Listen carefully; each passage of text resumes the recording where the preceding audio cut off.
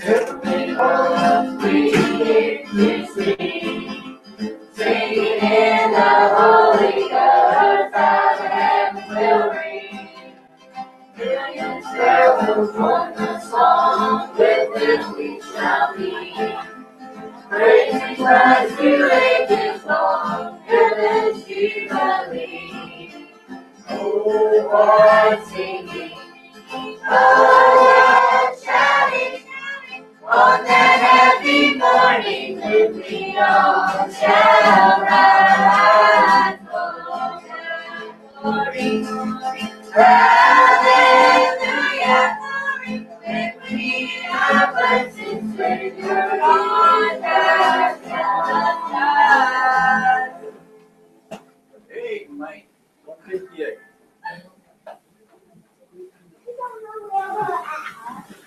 Hey, James, you'll have to read this song? Yeah, come here, real fast. Come on, brother James. Come on. No. B flat. I wear brother. B flat, 5 flat. We're gonna put it in B and James is gonna flatten it.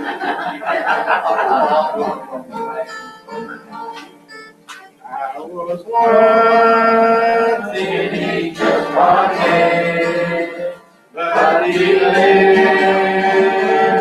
came to me, and I'm living now in Canaan, for the Son has made me free.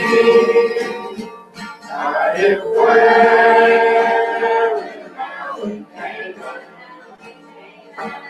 Jesus was for me, yes for me.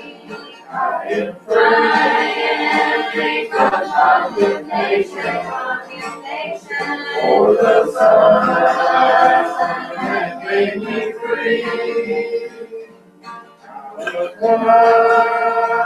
The slave to Satan, and he worked his will in me. But I'm bound by sin no longer, for the Son has made me free. I am dwelling now in Canaan. Jesus was for me, yes for me. I am free from condemnation, for the Son has made me free. Journey to Canaan, embracing, remaining me. But from here, I found the cleansing, for the Son has made me free. I am free now in Canaan. Jesus was for me, yes for me. I am free from condemnation, for the Son has made me free. Of condemnation, all that's good, with God in me. Praise His name, are left behind me, for the Son has made me free. I'm dwelling now in Canaan. Jesus was for me, yes for me. I am free from condemnation, for the Son has made me free. Hey, thank God for that. You made me free. Amen. Good Everybody stay standing. We'll take the morning off and face Carmen. Kid will come around with the change.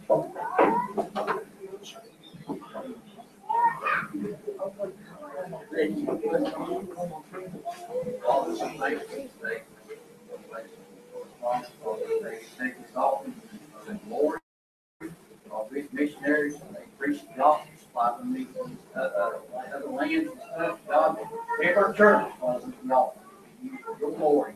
While we pray and prayer.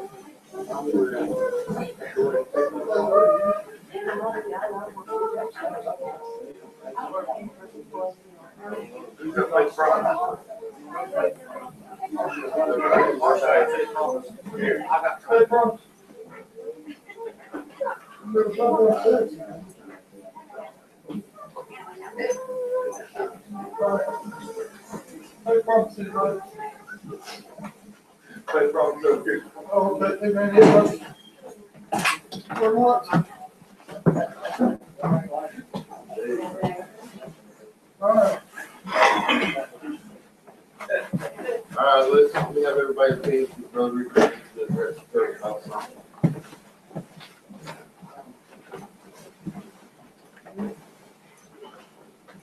I know that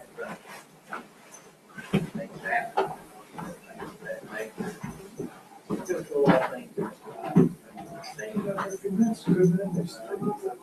He just asked Pastor for this morning. You want the church to know. This is hard. It's hard. But I hope it don't. Anyway, Tanya got hooked on things. She was like, hey, she's trying her best to get off of it. She's going through withdrawal. We're thinking. Been this way for a couple of days. And I know that God can take anything from me. I seen it. I seen it with Brother Josh and his drinking. He got saved, and that's it. God can take anything. When I was a teenager, we take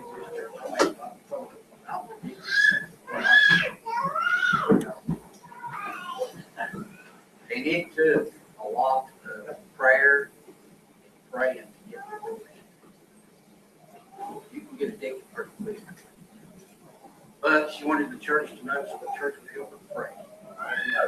That God would help her get through this and take care of it.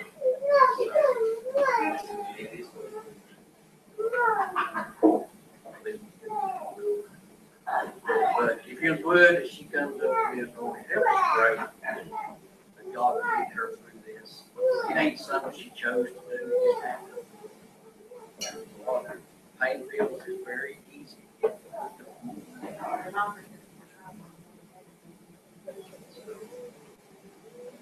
She comes down help us pray.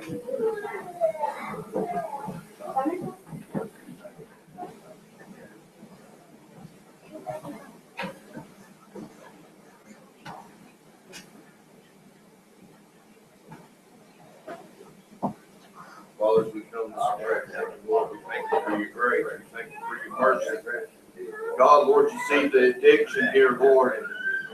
God, a lot of stuff is an addiction today. There's a lot out there to get addicted to, Father. Lord, I pray, Lord, that you'll touch on this, God, today. Help her, God, Lord, as she's trying to come off of these. Lord, we know that you can remove the need. You can remove the withdrawals. Father, we thank you now in Jesus' name. Amen.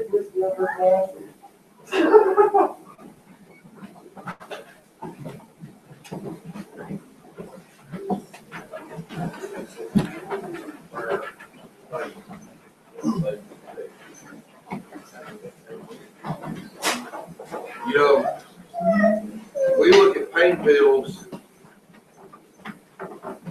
That's the only thing about those reasons. Give them something to take the pain away. Do we realize how many people have died from that addiction? Huh? Josh's dad did. Died from pills. Pain pills. Eddie Guerrero, famous wrestler, died from pain pills. You say, well, why is people dying from pain pills? They get addicted to them where they have to have them. Then they get to where they're taking them more closely than what they should be taking. What do you mean 3? It says every 6 hours they'll take you 3 hours. And what happens is when you get addicted to it, your brain tells you there's something wrong that you got to have.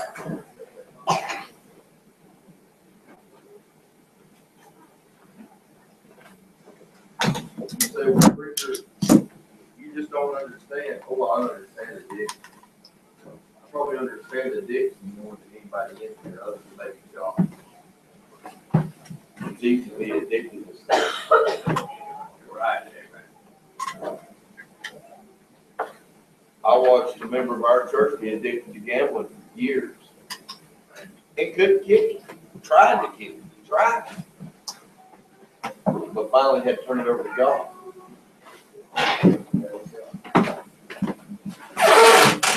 Well, you can be addicted. You know, there's one addiction that I don't want to break. That's Jesus. Oh, brother. Amen. Now, that's a good addiction. Let me show you a little illustration of this. How many drinks at least one Mountain Dew every day? How many drinks multiple Mountain Dews a day? How many can go a day without drinking a Mountain Dew? How many can go a month without drinking them? How many can go without drinking your favorite soda? How many can go a month without drinking a cup of coffee?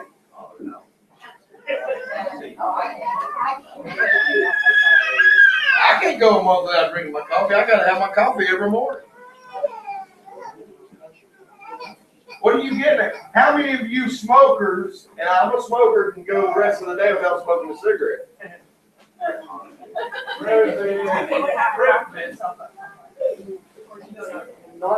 You dippers, how many of you can go the rest of the week without dipping? Now watch this one. Addiction is eating.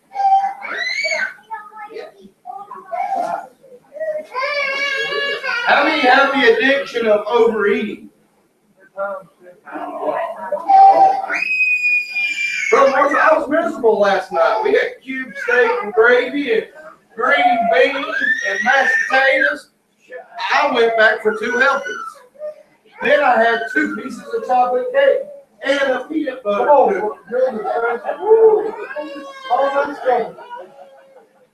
I was miserable that night, but boy, I was full and miserable. The night before, I was miserable. I had the piece of chicken I had was this big.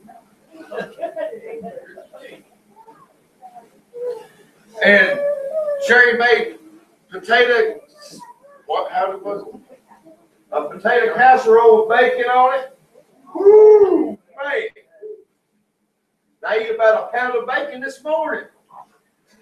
Eating can be an addiction.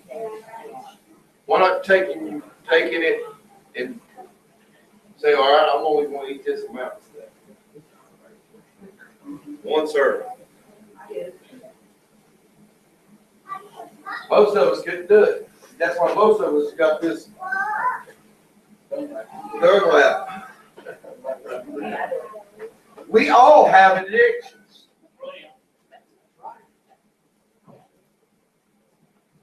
Some people's addiction is Christmas. How many's already been wanting to put up the Christmas tree or got it up? You already got it up? Already.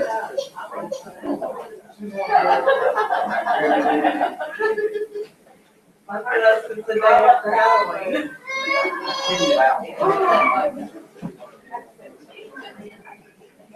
How many's been thinking about Thanksgiving coming? Look around the church.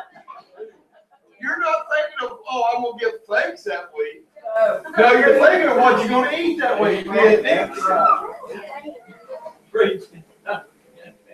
Well, why don't lay a flex down to you, or lay a challenge down to you? Huh? This Thanksgiving, we're hopefully all going to die.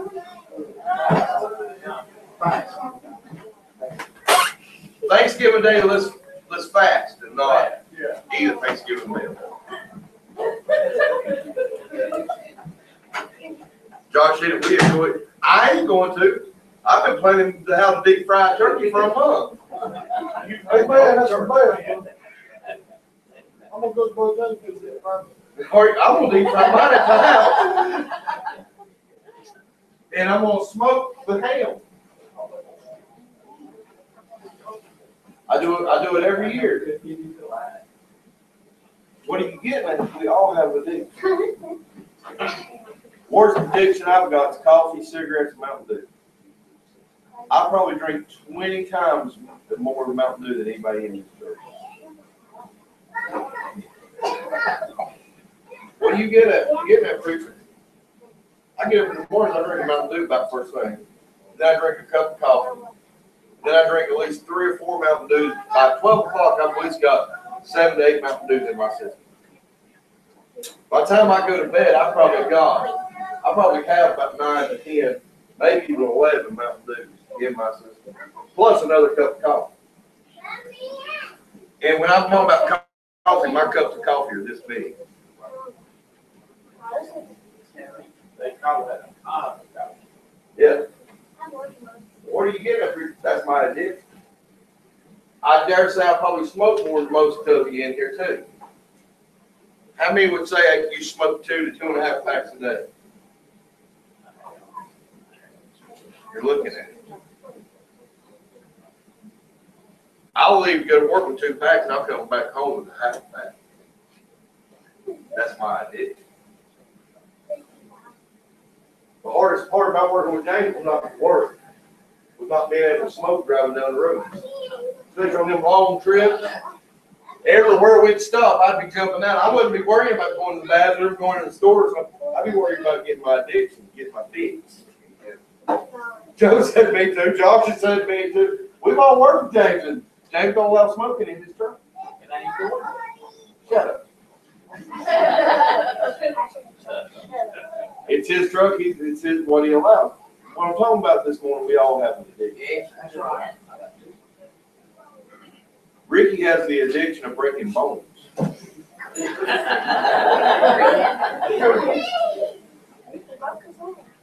Some people have the addiction of just going to the doctor. They find something wrong where they've got to run to the doctor. What are they doing? They're getting up there to get their fix. Trying to get our fix. The only fix we need, Brother Marshall, is Jesus. Amen. Amen. Could I go without the Mountain Dew, cigarettes, and coffee? Sure, I could. You might not want to be around me for a few days. Yeah. But I could go without it. Sure, my wife said, no, he ain't allowed to.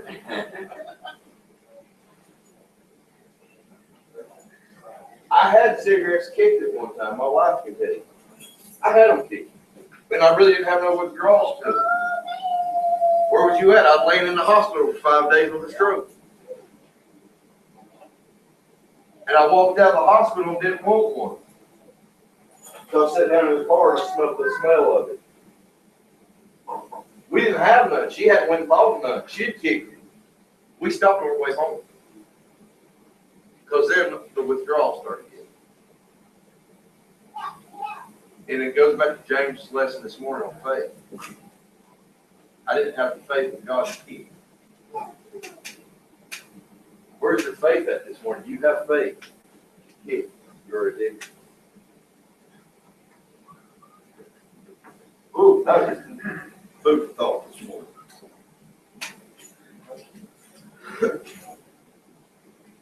If you would turn with us in the Bible, amen. Now that's nice and quiet in here. Revelation chapter number 10.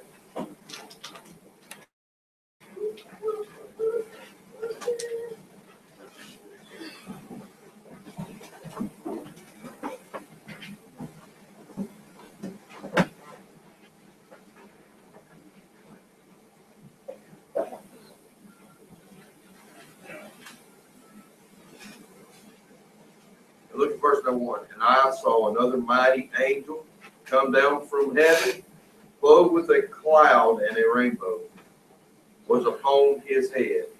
And his face was as it were the sun. And his feet as pillars of fire. He had in his hand a little book open. And he set his right foot upon the sea and his left foot upon the earth. And cried with a loud voice as when a lion roared. And when he cried, 7 thunders uttered their voices.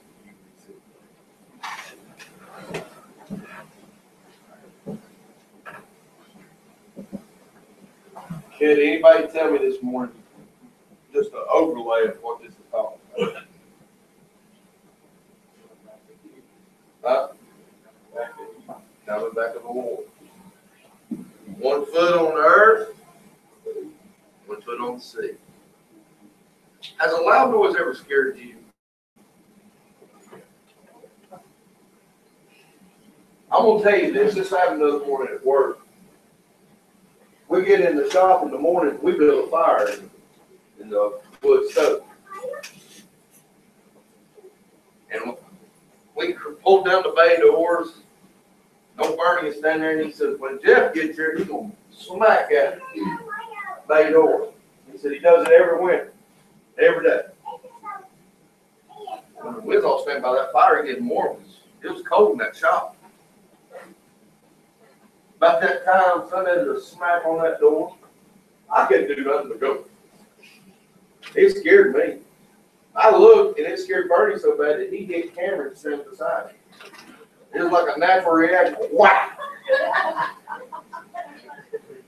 And my family can tell you, Cameron ain't no taller than that. Bernie, big old fella. And Ronnie was standing beside me, and he turned like that. It scared the far out of us all. And the problem is, we had nowhere to run. We had the fire built in the wood stove, but sitting right behind us was a seal truck, because you can't have sealer getting cold. We've got about 300 gallons of sealer left, so we're having to keep it in the shop until we get it all out of the seal tank. So it was right against my back, so I had nowhere to go. And when I'm scared, I want somewhere to go. I want a way of escape.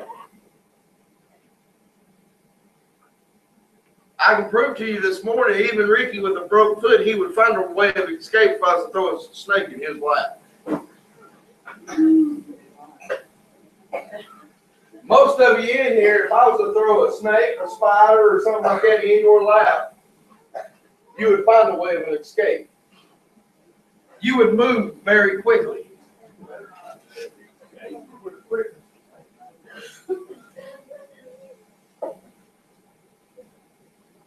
Why would you want a way of an escape? Why would you want a way to get out? I don't know, preacher. Why would it? You don't want to be around the danger. Yeah. Amen. Amen. You don't want to be around the danger.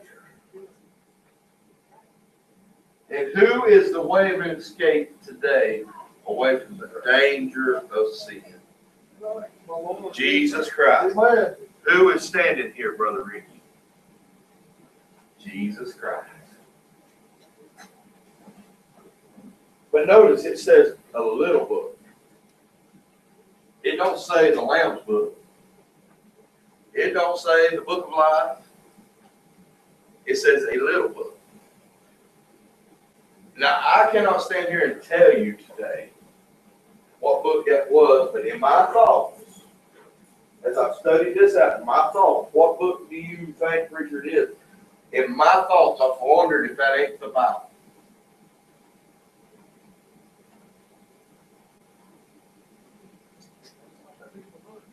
Why is that, preacher? And Ricky was just saying it. The reason this keeps coming to my mind that this could be the Bible is because the Bible says His Word will stand when the world's on fire.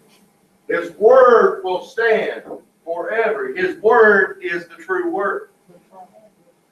It's been tried by fire, tested, and proven. So when he opens, and I'm not saying that's the book that he's got here. I'm just saying it could be a possibility. As Adam dropped his chewing gum out of his mouth, I must have really shocked him at that one.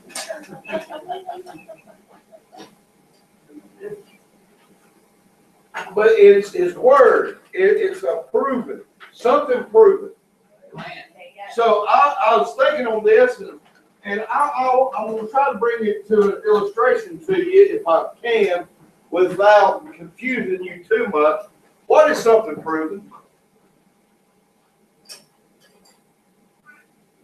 Something that's got evidence behind it. All right. It is proven that our next president will be Donald J. Trump. He is presidential elect. Well, how is it proven, preacher? He has not officially won the popular vote. You're right. He is behind in the popular vote. But in the electoral college, he won by a landslide. The states he won had more votes than the other states in the electoral college. So when by 2:30 the other morning or 3:30, whatever time it was, they were able to call him President-elect Donald J. Trump. It is proven that Hillary Clinton did not win the race. Why? Because they named Donald J. Trump the presidential? Yes, but one main thing that makes it show that she did not win the race when she conceded. She waved a white flag of surrender saying, there's no way I can win this. She looked at the map, the demographic map, and said there's no way. Something that is not proven, Brother Josh, is our governor race in North Carolina. As it stands right now, we will not have a governor come time to swear in. So what about the governor we got right now? He will keep doing it until they can figure out who wins, Roy Cooper or him. Well, preacher, I saw Roy Cooper give an acceptance speech. I did too. But it is not proven that he has won yet. The race has not been called. And our governor right now is saying, I'm not conceding. I don't blame him. 5,000 votes, I wouldn't concede. I'd wait till all the absentees are in and all that. So it is not a proven race right now. Something that is not proven is that Joe was running for president. He says he'd have won. But Joe could have been running for president. All he had done was write his name in on the ballot. Yes. What I'm trying to get to you today is that for something to be correct, it has to have proof behind it. In other words, there's proof in the pudding. Well, now let me show you something that is not proven. Liver mush is the best breakfast there can be. Amen. Amen. Amen. Now, see, some of us say, well, yeah. But some of you say, no. So it is not proven that it's the best. Martin's over here talking about steak biscuit. That's pretty good. Well, now I can show you that there's something we can all agree on. That bacon is one of the greatest breakfast pieces there is.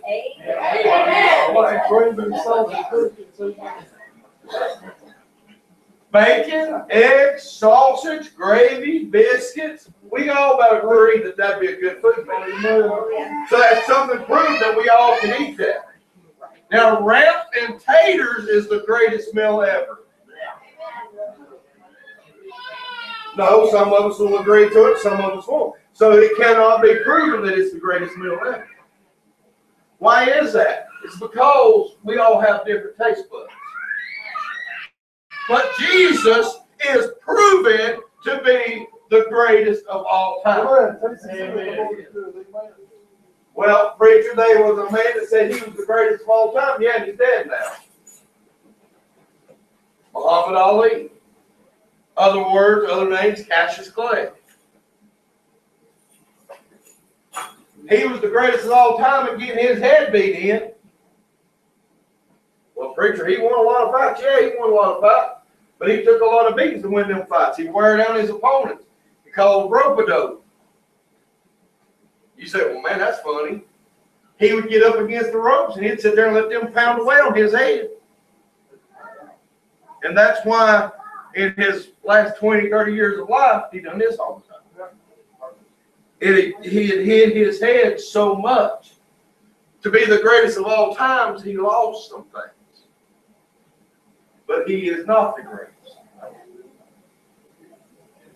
Jesus is the greatest. Because, you know something, Cassius Clay can't put one foot on the mountain and one foot on the water.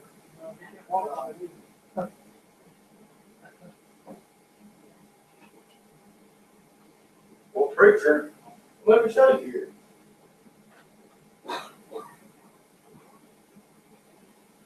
It says, and he had in his hand a little book open, and he set his right foot upon the sea, and his left foot upon the earth. Now, did that say he set his foot in the sea? Oh. On the sea, and his left foot upon the earth. When you're sitting on something this morning, what are you doing? You're sitting on what? A pew. You are making physical contact sitting upon it. Not sitting under it, not sitting around it, but you're sitting upon it. And he set his left foot upon the earth and his right foot on the sea. See, if it said he was set it in the sea and in the earth, means he'd have went inside of it. But it says upon. Above, meaning he has complete power over both places. Amen.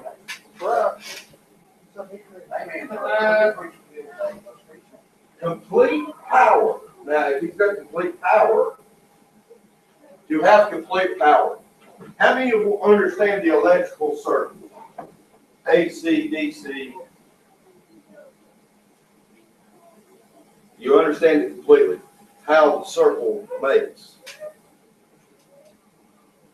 Ricky says he knows what it's like to flip a switch. That's all I know. That is not making, what you're doing there is you're making connection to cause the circuit to be completed.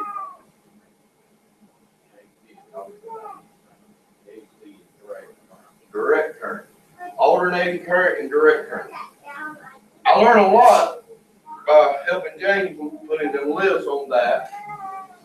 Then I learned a lot when I put the lift in the fan. Do you understand, to make something work, like the lift, not only do you have power that runs to the upside, but that same power runs to the downside. And you can't work one without the other. Now, does that make sense to you? If one's unhooked, that power does not work at all. But now, by putting those three wires together, now you can go up and you can go down. See, it's called a reverse power. Reverse power is this. You press the button to go up, then you reverse it to go down. I'm getting a lot of confused looks at me. Direct current means it's a directly connect to you or to you. Jesus has all power. Amen. And he has direct power. Amen. Yes, he does. But now, not only does he got direct power, he's got alternating power. What do you mean by that? Now, I'm seeing a lot of funny looks right there. The same Jesus that's here today, the same Jesus that's up there. Right. And Brother James, he's alternating both places. Why would not your car run without an alternator? Brother James said it again. The battery won't stay charged. The battery won't. You watch your alternator go out, unplug your alternator and start your car and see what happens. Pretty soon it's going to drain all power out of the battery. And that alternator, what does it do? It charges that battery as you're running. It alternates the power like it needs to be to keep you going. When you leave church, it's a direct power between you and the Lord. When you're in your little prayer closet somewhere, that's a direct power between you and Him. You come to church for your alternating power, meaning you come to church to get your recharge. Because maybe on Friday night and Saturday night, you forgot to get your direct hooked up. And you have to come to church on Sunday to get the alternating, to get the power recharged to you. Come on, boy. Yeah. Well, preacher, you crazy this morning. How are you seeing all this in here? I want to show you the power that He has. We've always forgot that He's got power. He's got every bit of power. But you know why we lose our power?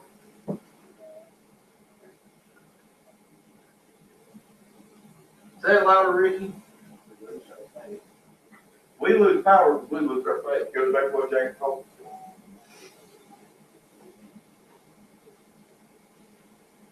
We lose power because we lose our faith. How many remember back in January or February, I think it was, we come in here and there's no power?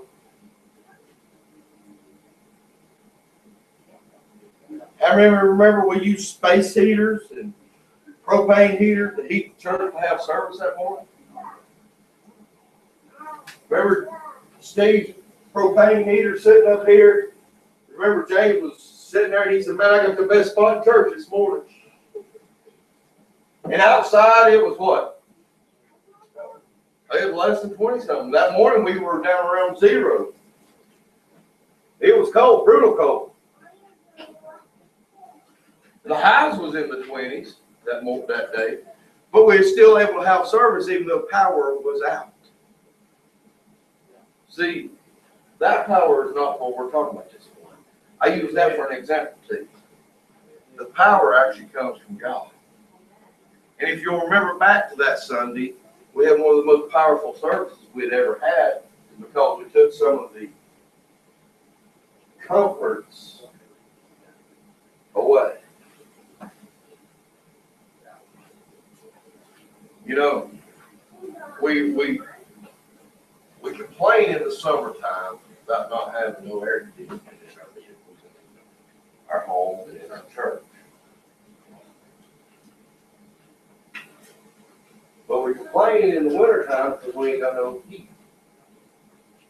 How many drives a vehicle on a daily basis with no heat? No, I mean, the heat does not work at all. Okay, there's your heat working. Okay, there's 2 of us, me and Desiree.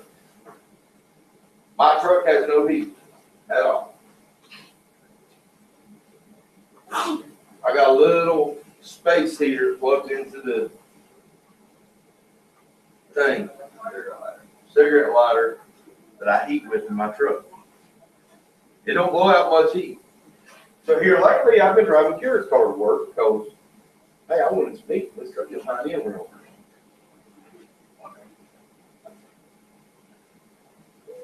I've been enjoying that one work, man. That's been nice and warm. But it'll come a point when snow's on the ground, I can't drive her car. So I have to rely after it to go back to my truck that has no heat. You ride in my truck now and all you smell is antifreeze. Why's that? My heater cord fuzzy. Well, preacher, why don't you fix it? I've got one in the back seat. Well, won't you put it in? It ain't that simple. If it was that simple, I'd already had it done. But my truck, the whole dashboard has to come out. You have to disengage both the airbags. Well, not your truck, it ain't like that. Oh yeah, it is. I took it up there to the mechanic above the shop. I said, here's the heater core. How much will it be for you to put a heater core in put this heater core in my truck? He said, $550.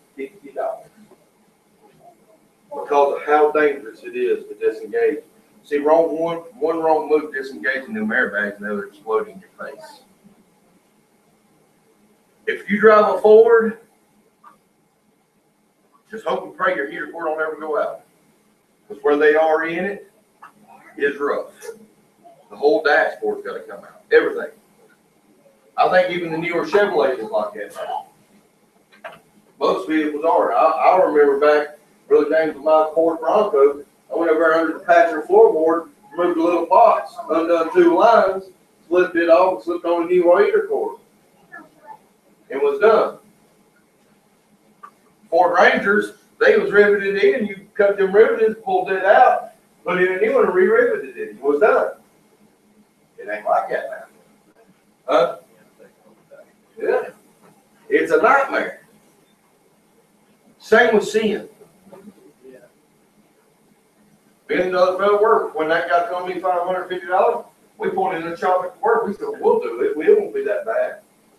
We started on it. Guess what we done? We put it back together about as quick as we started. Why'd you do that? Because it was bad. Sin is the same way. When you deny the power from God. You hearing me this morning? Sin will overtake you and make it hard for you to make it. It's all power. I wanted to use this scripture. I know a lot of people use it in different ways, the end of times and stuff like that. I wanted to use it with the power meter coming, the power of Him standing. Who has that much power today? Back in 1998, you sports fanatics will know what I'm talking about. Back in 1998, we all, as sports fanatics, watched something that Brother Ricky, they said, will never be done again. They said it'd never be duplicated again. It'd never be. We watched 2 Major League Baseball players chase a record on home runs. We watched Mark McGwire and Sammy Sosa chase. What was the number? 71? 61. We watched them chase. Just like in dramatic fashion, it just so happened that they were both right there at it, getting ready to pass it. And it just so happened the Chicago Cubs were playing the St. Louis Cardinals in Missouri in September, and Mark McGwire passed it with playing the guy that he was racing with for him. What are you getting at, preacher? I honestly believe that was set up.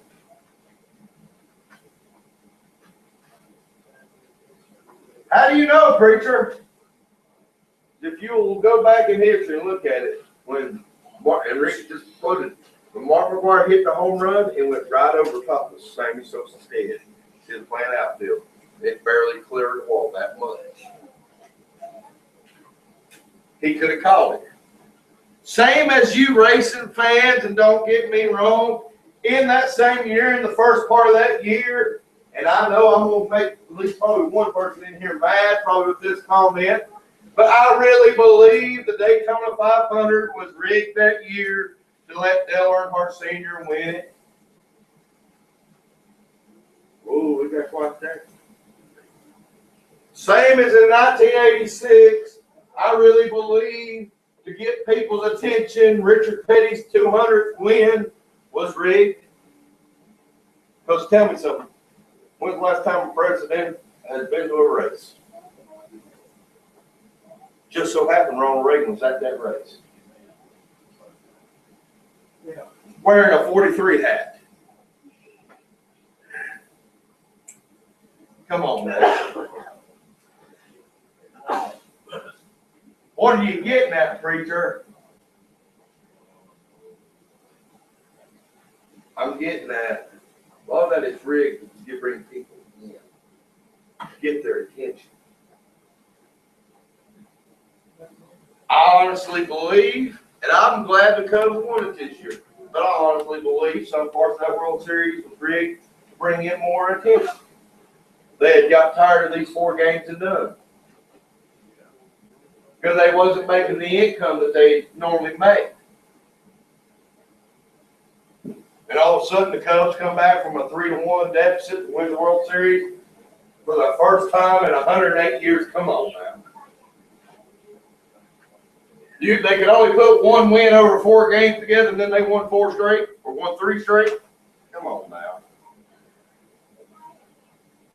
Come on. Don't get me wrong, I was glad they won, Mark. But they done it to bring people's attention. Same as in basketball, and I can prove it to you in basketball. Last year during June in the NBA Finals, Cleveland was down 3-1, and they come back and won 3 in a row themselves to win the championship. Come on. Yeah, over the best team in basketball, Golden State. You don't do that. What they do is they're trying to do stuff to get people's attention. In monster truck racing, and I'm trying to hurry, what is the one thing they do to grab everybody's attention as soon as they come out? They either wreck or they come out wide open, making a lot of noise. You know what everybody does? Ooh, what's that truck doing? Point blank, we went to the Ag Center a few years, well, you was there. There's one of them trucks, looked like Gravedigger, but he wasn't Gravedigger. Boy, when he'd start up, he'd rev that motor real loud. The Ag Center, the whole place was shaking. He'd go around through there, flying through there. He'd come up to them cars and go, well. I mean, he wouldn't get the wheels that high off the ground. But when they were flat on the ground, boy, he made a lot of noise. But he had nothing to back it up. A little 19-year-old driver in that other truck put the front bumper onto the right. What are you getting at? He didn't run around there making a big show. See, God don't got to run around making a big show. Amen. He don't have to draw people in with something enticing. What he does is he waits till we're at the very moment of need. He goes, there you go. Man. He shows his power. In our desperate hour, he shows his power. Because he's all powerful. You don't need to be shown him. What is the one thing Jesus told everyone he healed and touched when he walked on this earth? Go tell nobody. He didn't need it to be told. They did. But he told them not to. Why? He didn't need to be told because the proof was in the pudding. People had already seen it. Today, do you need someone to go and tell something on you? No, we don't. We don't need someone to tell. You don't need someone to tell you that you're wearing brown pants and green shirt and a cross necklace. It's obvious. It's proven. Look, he's wearing it. I mean, Andrew don't need someone to prove he's wearing a pink shirt today. It's there. It don't have to be told that Joe thinks he's a goat. It's proven.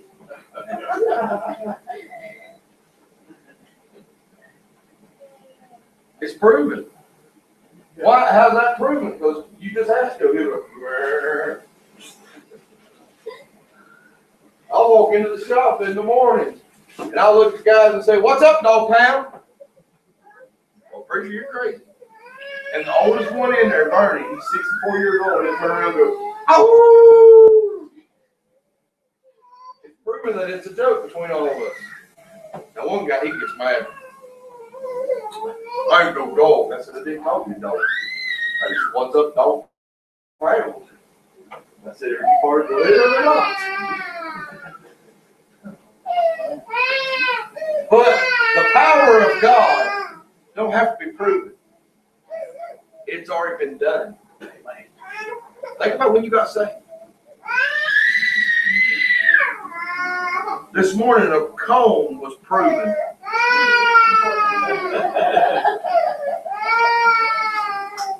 Preacher? I can't get it to do what it does. He can. We have a dog that's a Cocker Spaniel. There it is. And you could have put it beside him this morning, and they would have been twins. Both of them had the same hairdo.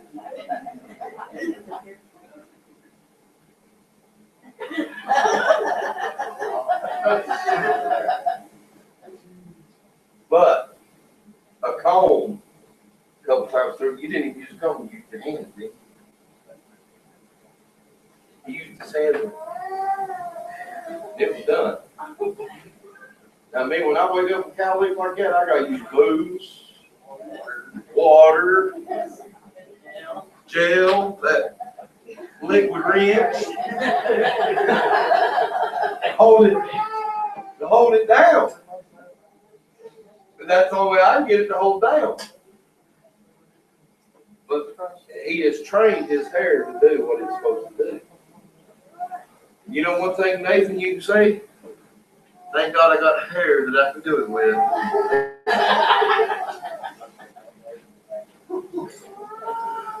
But what I'm getting at is the power of God. Don't ever deny the power. Because it's there. But you've got to want the power. As we stand to our feet this morning.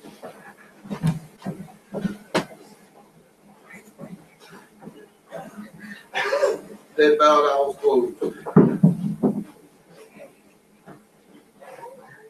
If God spoke to your heart this morning, you need to come.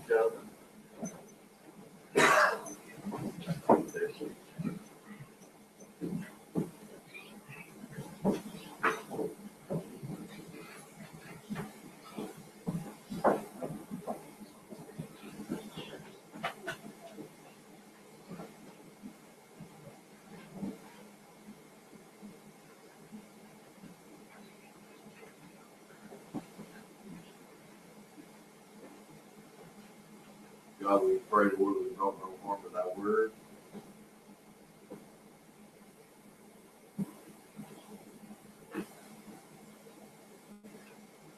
Father God, we ask, Lord, to help lead God direct today, Lord, and all that you've done.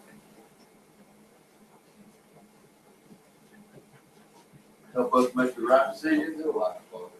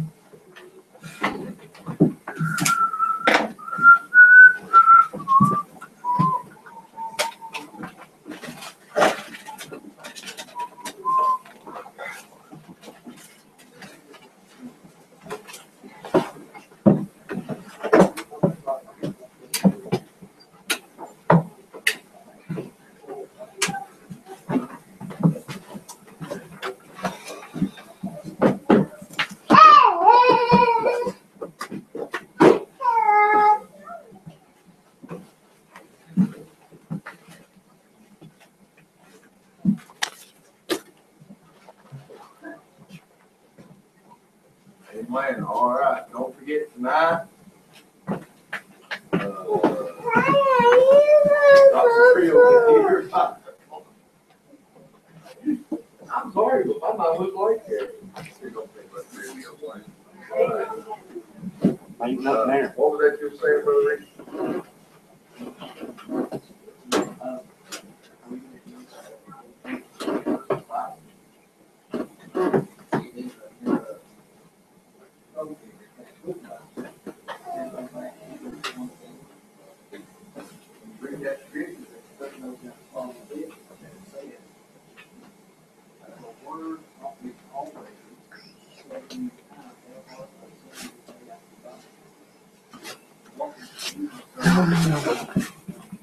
You got stuff on there.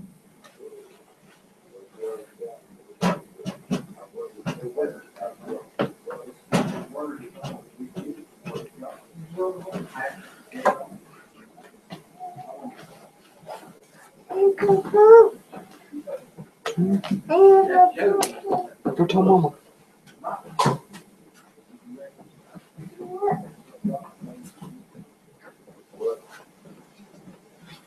All right, go praying, come praying, don't forget to tell someone about Jesus, don't forget tonight at 5 o'clock, Dr. Tree will be here.